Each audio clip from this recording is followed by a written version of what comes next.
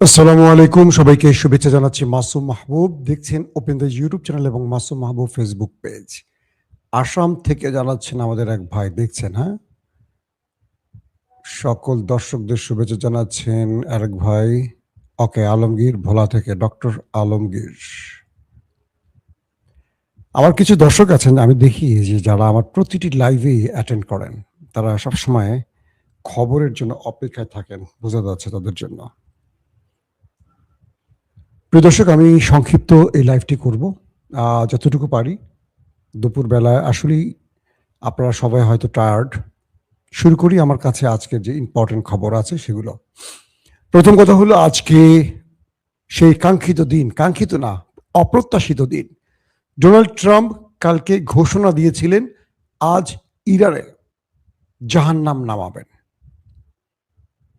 আর Donald ট্রাম্পের এমন বক্তব্যের পর ইরানের পার্লামেন্ট থেকে স্পিকার একটা অসাধারণ বক্তব্য দিয়েছেন।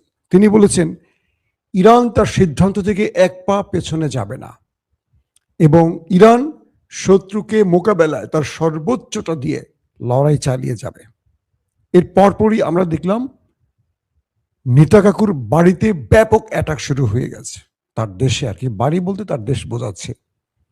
পাশাপাশি আরব রাষ্ট্রগুলোতে ধুমধারাক্কা শুরু হয়ে গেছে, মারপিট।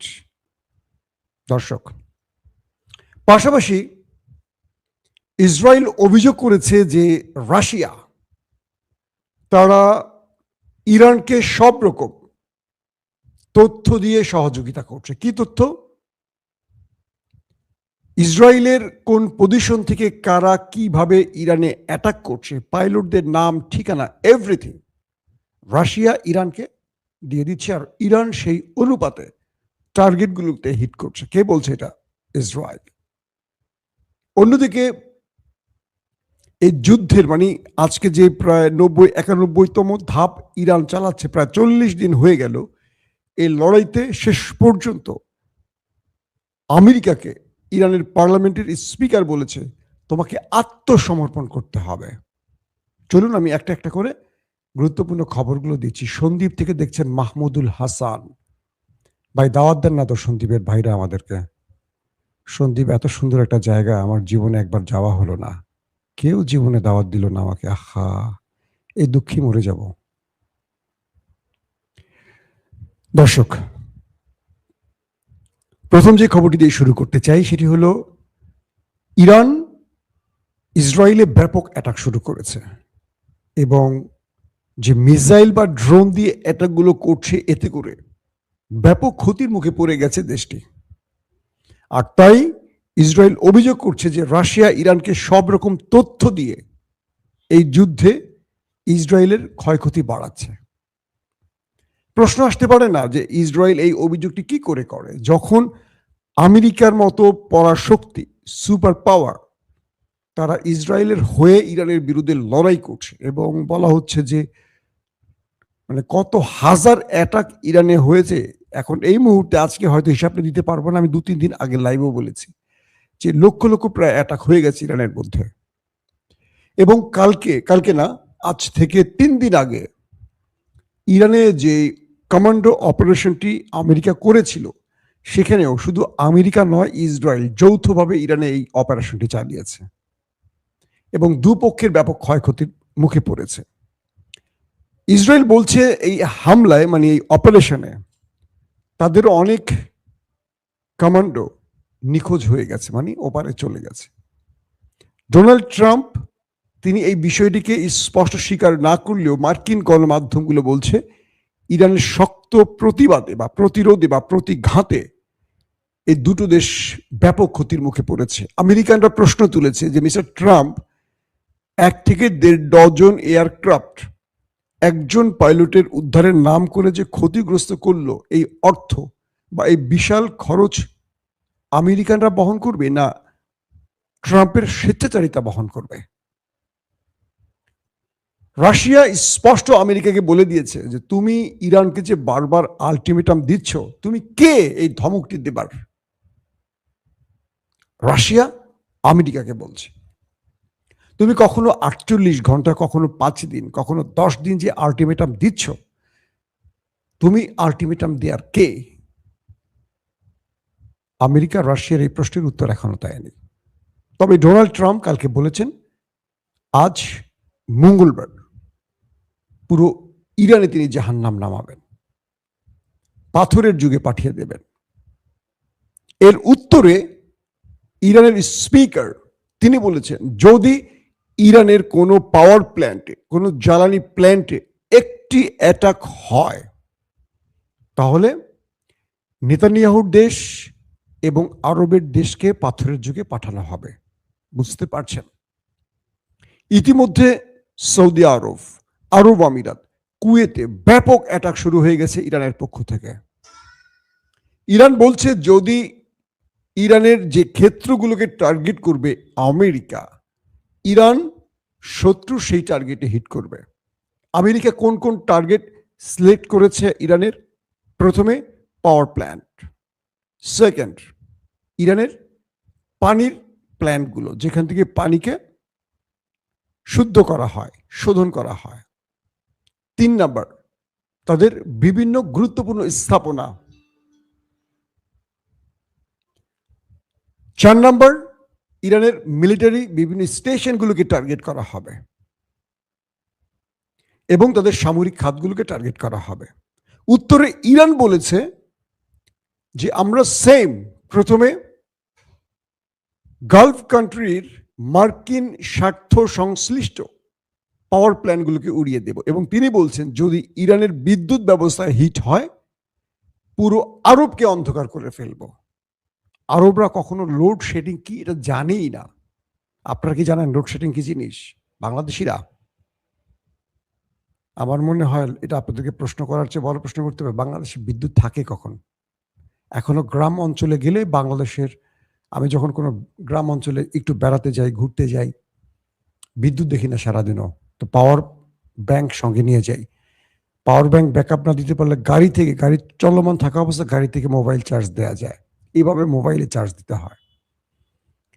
তো আরবের মানুষগুলো বিদ্যুৎ কখনো চলে যায় এটা ওরা জানেই না, কিভাবে বিদ্যুৎ যায়, লোডশেডিং কি জিনিস জানে না। তো ইরান বলছে যে তোমার পুরো দেশকে আমরা অন্ধকার করে ফেলবো যদি তুমি ইরানের কোনো পাওয়ার প্ল্যান্টে অ্যাটাক করো। দেখেন সেম, যদি তুমি আমার পানি শোধনাগারে হিট করো তাহলে আমি তোমার যেখান থেকে তুমি পানি শোধন করো, পানিকে শুদ্ধ করো বা রিফাইন করো, আমি সেগুলো উড়িয়ে দেব। এখন তুমি চিন্তা করো, ডোনাল্ড ট্রাম্প আসলে একটা মহা বিপদে পড়েছে, কারণ ইরানের যেই জায়গাগুলোতে হিট করবে ইরান ঠিক সেই সেম পজিশনে ইতিমধ্যে হিট করে আসছে গত 40 দিন ধরে। আজকের খবর শোনেন, ইসরায়েলের গুরুত্বপূর্ণ অনেক জায়গা এখন আগুন জ্বলছে দাউ দাউ করে। ইরান সিরিজ অ্যাটাক করে যাচ্ছে মিসাইল এবং ড্রোন দিয়ে। আরবের ভেতরে হিট হয়ে গেছে, সৌদি আরবে হয়েছে, আরব আমিরাতে হয়েছে, কুয়েতে হিট হয়ে গেছে, ইসরায়েলের একটি তেলের ট্যাঙ্কারে হিট হয়ে গেছে, সেটা জ্বলে একটা ক্রুজ মিসাইল দিয়ে ইরান হিট করেছে, সেই জাহাজটি এখন চলছে। বিভিন্ন জায়গায় ইরান একেবারে ধুমধারাক্কা শুরু করে দিয়েছে হিট ইতিমধ্যে। আমেরিকার স্টার্ট হওয়ার আগে ইরান স্টার্ট করে দিয়েছে। তবে ইরান বলছে যে আমেরিকা এবং ইসরায়েল দাবি করেছিল, মোসাদের পক্ষ থেকে বা ইসরায়েলের মিলিটারিরা দাবি করেছিল বা রাষ্ট্রীয় কর্তৃপক্ষ দাবি করেছিল ইরানের মিসাইল প্রায় ফুরিয়ে আসছে। তাদের কাছে তথ্য আছে ইরানের আর কোনো মিসাইল লড়াই কন্টিনিউ করার মতো অবস্থা নেই। এর উত্তরে ইরানের আইআরজিসির পক্ষ থেকে বলা হয়েছে ওরা কল্পনা করতে পারবে না যে ইরান তাদের যে মিসাইল সিটি বানিয়েছে, একটি মিসাইল সিটিতেই এখনো যে মিসাইল রয়েছে এটা ইসরায়েলের কল্পনার চেয়ে 3 গুণ বেশি। এটা কে বলছে? ইরানের পক্ষ থেকে বলা হচ্ছে যে একটি মিসাইল সেন্টারে যেই পরিমাণ মিসাইল এখনো অবশিষ্ট, একটি কি তাদের রয়েছে প্রচুর মিসাইল সেন্টার পাহাড়ের মধ্যে, পাহাড় কেটে কেটে।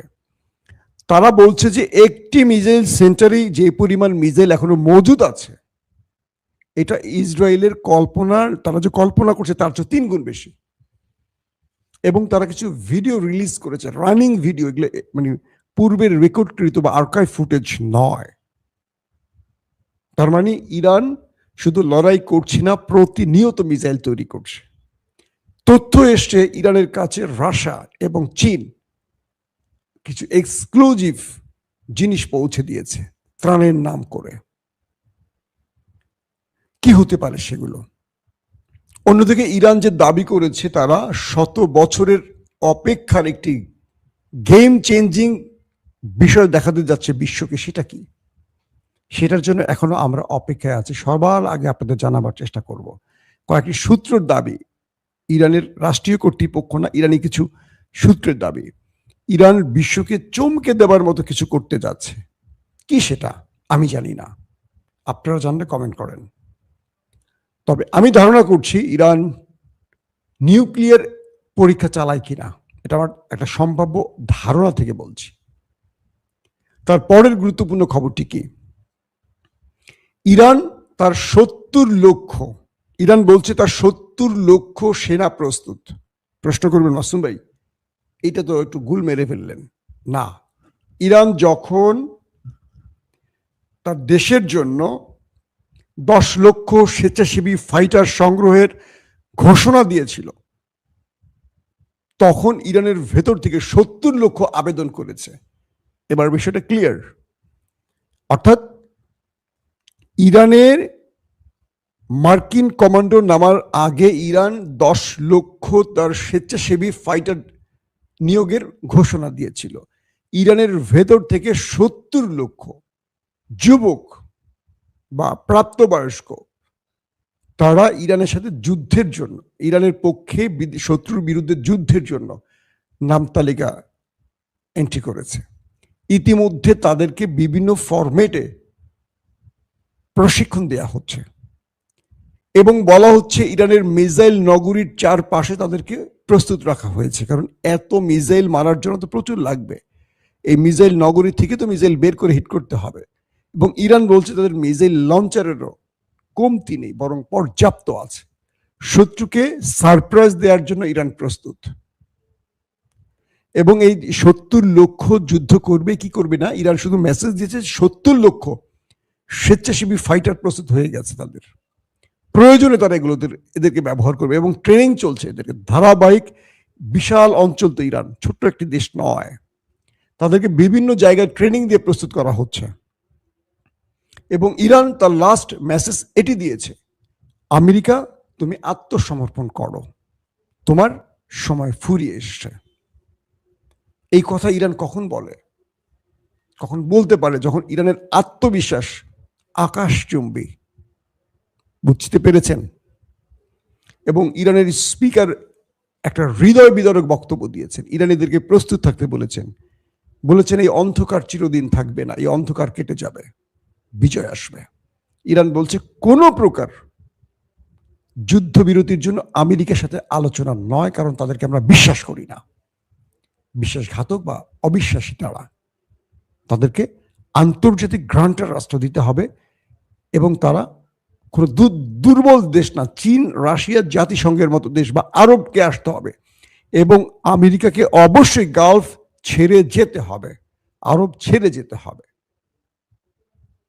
এবং ইরানের উপর থেকে সকল নিষেধাজ্ঞা তুলতে হবে। এরকম বেশ কিছু শর্ত আমেরিকাকে চাপিয়ে দিয়েছে ইরান। এখন ডোনাল্ড ট্রাম্প এই শর্তগুলো মেনে নিলে তার রাজনীতি শেষ।